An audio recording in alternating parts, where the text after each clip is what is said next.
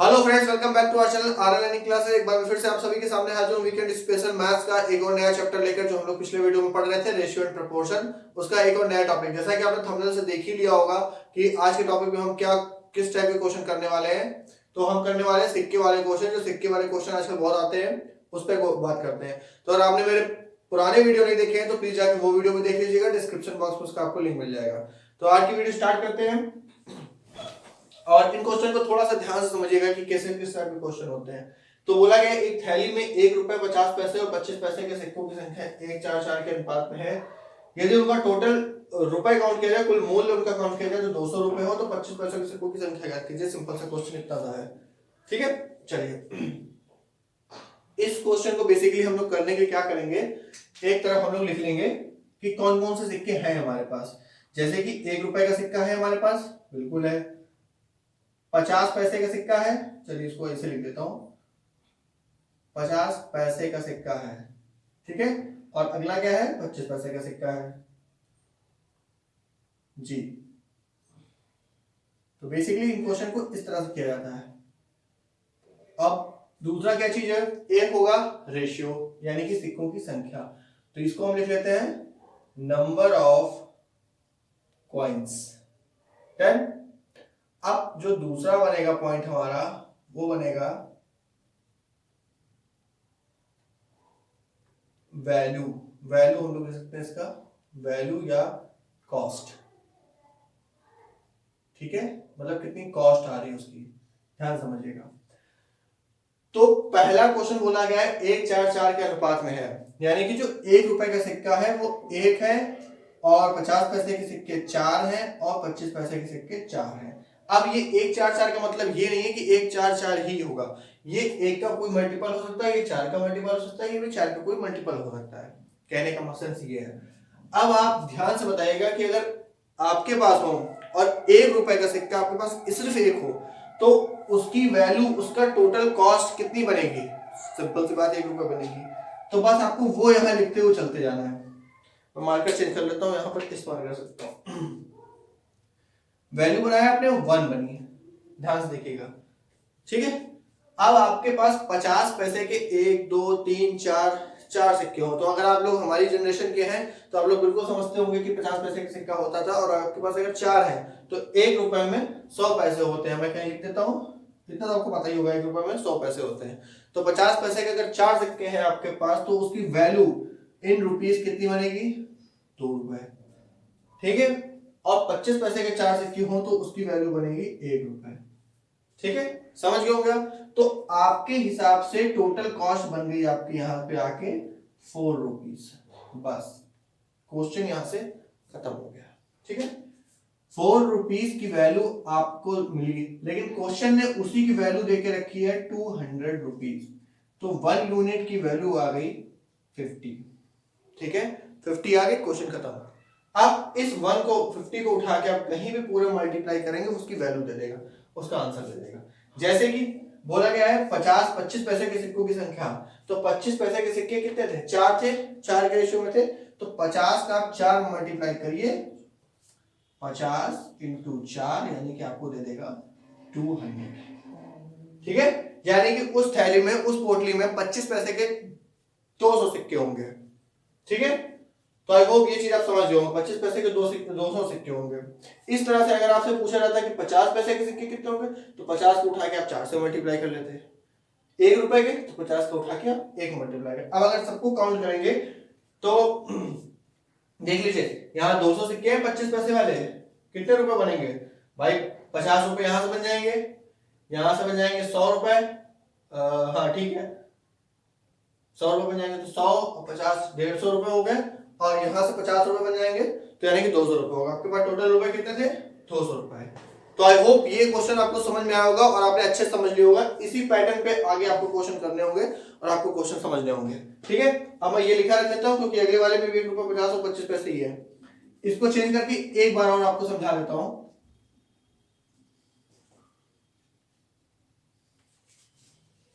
कहां से आपको क्वेश्चन चेंज करना है, कहां से आपको करना है, ठीक है।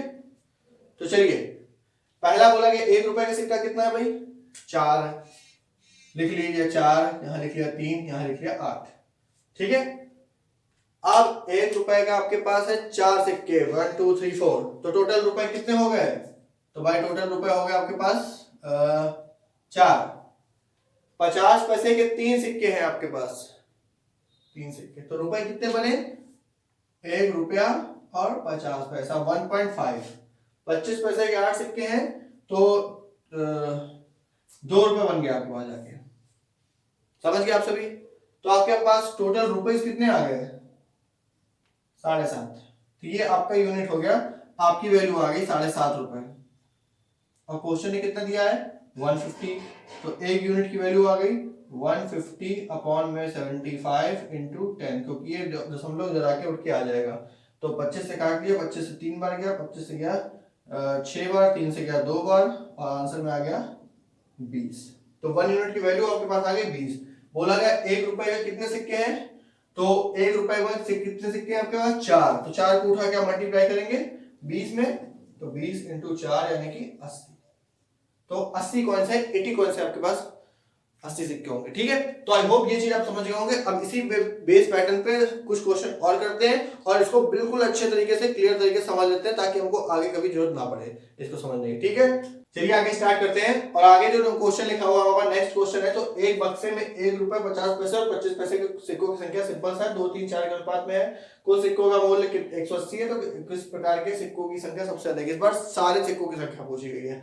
तो सेम पैटर्न, सेम क्वेश्चन, बस वैरायटी चेंज करी है, तो वैरायटी जहां पर होगी उसको हम लोग क्लियर करेंगे। जैसा कि पहला तो सिंपल सी है कि 2 लिख लो, 3 लिख लो, 4 लिख लो, क्योंकि भाई इसी रेशियो में बोला गया। अब जनरली देखो कि 1 रुपए के 2 सिक्के हैं आपके पास, तो आपके पास रुपए कितने होंगे? तो 2 रुपए होंगे। 50 पैसे के 3 सिक्के हैं, तो रुपए कितने बनेंगे? 1.5 बनेंगे। 25 पैसे के 4 सिक्के हैं, तो 1 रुपए बनेगा। तो टोटल कॉस्ट कितनी होगी? 4.5। ये आपकी टोटल कॉस्ट होगी, ये आपके रुपए निकल के आ गए 4.5। क्वेश्चन ने इसकी वैल्यू देके रखी है 180 के बराबर, तो 1 यूनिट की वैल्यू आ जाएगी 180 डिवाइड में 45 और इनटू में 10। तो ये कट जाएगा 4 टाइम में, 4 टाइम में चला गया और 40 आंसर आ गया। तो आंसर में आ गया आपका 40। ठीक है, बस यहां तक तो सबसे निकल के आ जाएगा। यहां तक आपको निकालना ही निकालना है 1 यूनिट की वैल्यू। अब आगे क्वेश्चन क्या बोलता है? प्रत्येक प्रकार के, किस प्रकार के सिक्कों की संख्या सबसे अधिक है? तो भाई किस प्रकार के सिक्कों? 40 का इसमें मल्टीप्लाई करो 80, इसमें करोगे 120, इसमें करोगे 160। ठीक है, और कितनी ज्यादा है? तो इसका जो आंसर होगा वो होगा 25 पैसे के सिक्कों की संख्या सबसे अधिक है। और कितनी अधिक है? तो भाई कितनी होगी? तो 160 होगी भाई। 4 इंटू 40 यानी कि 160 है, और किसके? 25 पैसे के। ठीक है, तो आपको क्वेश्चन के टाइप पे जाना है, क्वेश्चन की लैंग्वेज को भी समझना है। सिर्फ आंसर निकालना हमारा काम नहीं है, क्वेश्चन की लैंग्वेज को भी समझना है। कभी कभी ऐसा होता है कि ऑप्शन में कुछ और लिखा होता है, हम लोग झोंक झोंक करते चले जाते हैं, लास्ट लाइन पढ़ना भूल जाते हैं ये क्या कह रही है। ठीक है, तो आई होप ये क्वेश्चन आपको समझ में आ गया होगा। अब हम आगे बढ़ते हैं और अपने आखिरी क्वेश्चन की तरफ चलते हैं।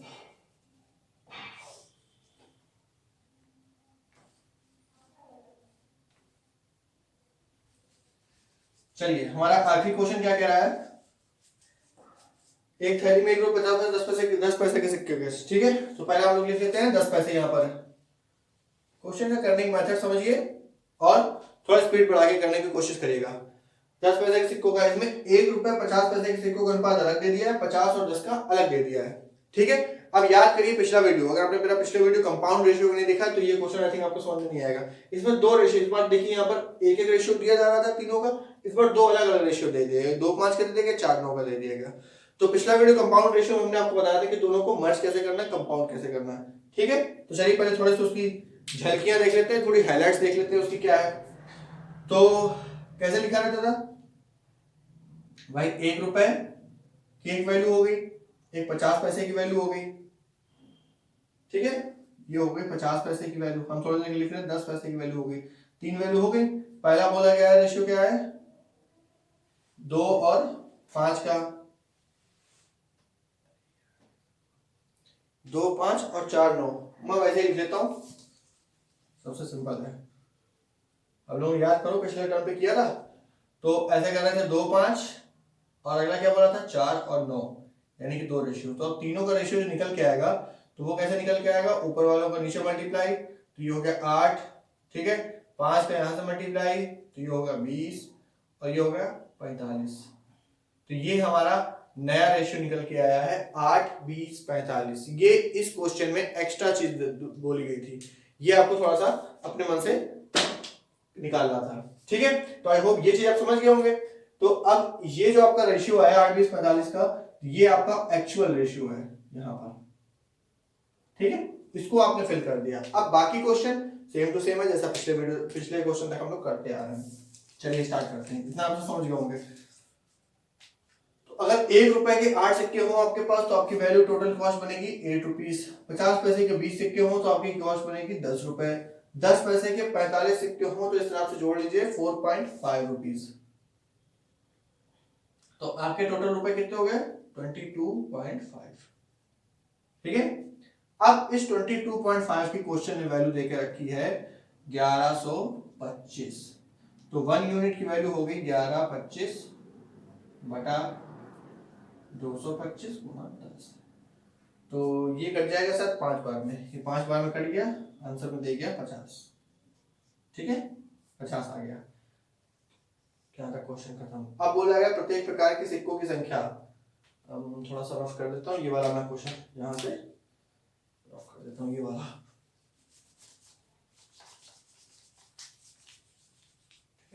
बस आपको करना कुछ नहीं है, तीनों का आपस में मल्टीप्लाई करना है।